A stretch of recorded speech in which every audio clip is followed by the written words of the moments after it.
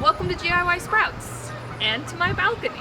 On today's episode, we're going to be talking about the basics of container gardening and what I like to call the 4 tenets of container gardening. And that is the right plant, the right container, the right soil, and the right location.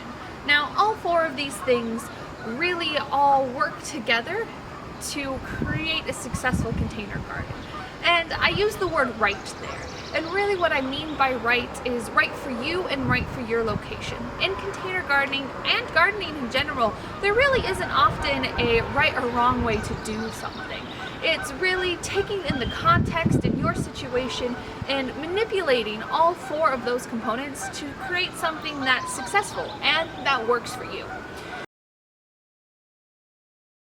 For me, the first tenet of container gardening is picking the right plant. And there are a few things you're going to want to consider here. First, and most importantly, pick what you want to grow. I feel that there's often this perception that there has to be certain things in a veggie garden, and if you don't have them, that your garden is somehow inferior, and frankly, that's just ridiculous. Gardening is all about building the relationship between you and your food. So grow what makes you excited to be out there in the garden, and there's no sense in wasting garden space on something that isn't gonna make you happy. The second thing to consider when picking your plants for your container garden is selecting appropriate varieties. Now, as we've talked about before, vegetables come in a whole wide range of different varieties, and some of these are more suited to growing in containers than others. So, even though I do believe that you can pretty much grow anything in a container, it never hurts to set yourself up for success by picking something that's more naturally compatible. So there are a couple of ways that you can do this.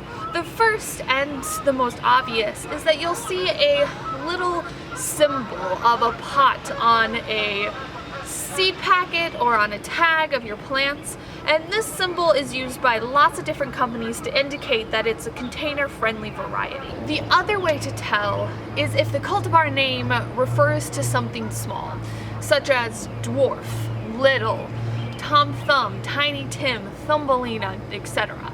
This is because plants that tend to work better in containers tend to be dwarf cultivars, ones that are grown to be more compact, smaller in size, and plant variety names might be silly, but they're generally pretty good at describing the end product. Now, the last thing to keep in mind when picking your plants is knowing your region, specifically knowing your frost states and your hardiness zone. Now, we talked about frost states in our How to Read a Seed Packet video. But as a reminder, in northern Delaware, those dates are April 12th to April 20th for the last spring frost, and October 25th to November 1st for the first fall frost. What these are telling you is how long your growing season is.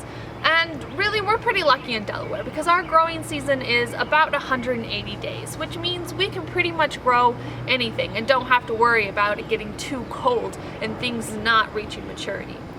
The other thing is the hardiness zone, which is a system developed by the USDA and is based on the annual minimal temperature of a given area, which is basically to say how cold does it get. And again, here in Delaware, we're lucky because we're listed as a zone 7A.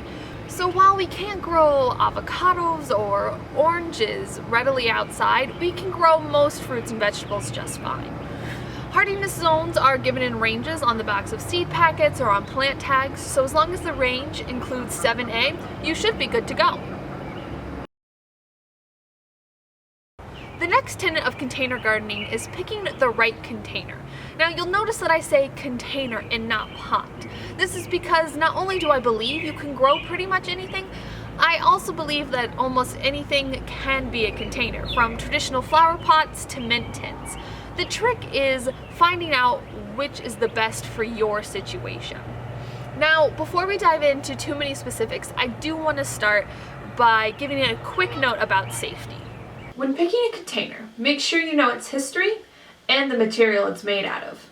Avoid items that have come into contact with chemicals, have been coated in anything unknown, or that will deteriorate over time. Doing some research up front can save regret later.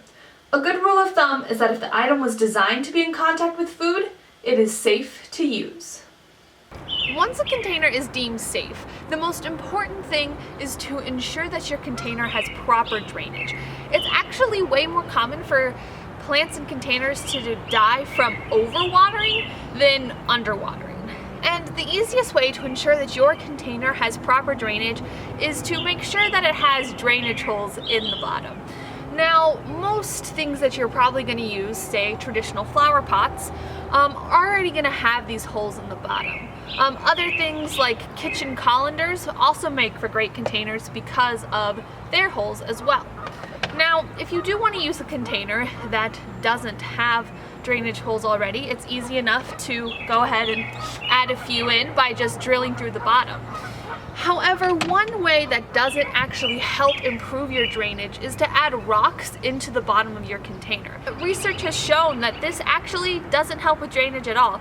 In fact, it actually makes it worse. By putting rocks at the bottom of your container, it reduces the soil volume and it concentrates all of that water that you want to be draining out right to where your roots are growing. And so not only does it not help, it actually can make the problem worse. Once you ensure that you have proper drainage, next is figuring out the size of the container. This is often seen as the most challenging part of container gardens because while there are some guidelines, there is also lots of flexibility.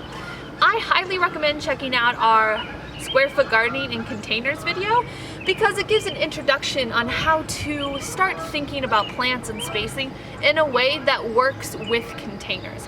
I've also listed some websites in the description that can serve as a starting point for figuring out container sizes. But the bottom line is that your containers should be no less than 8 inches deep, and the width is going to be determined by what you're growing and how much you're growing. This is where that flexibility piece comes in. Take this onion, for example. If I was figuring out a container size, I know at the very least it would need to be able to fit an onion at its fully mature size, like we have here. I could grow one onion in a 6-inch pot. It would certainly be tight, but you could probably do it.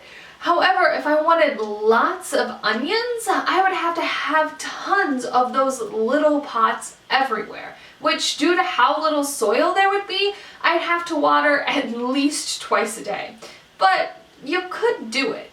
Or I could grow multiple onions in something like this box that I'm growing herbs in, which ultimately takes up less space and I wouldn't have to water as much. Which is an important tip in general. Big containers equal more soil, which equals less watering. But both options are doable. It's just about your container reflecting your needs and working for you, not against you.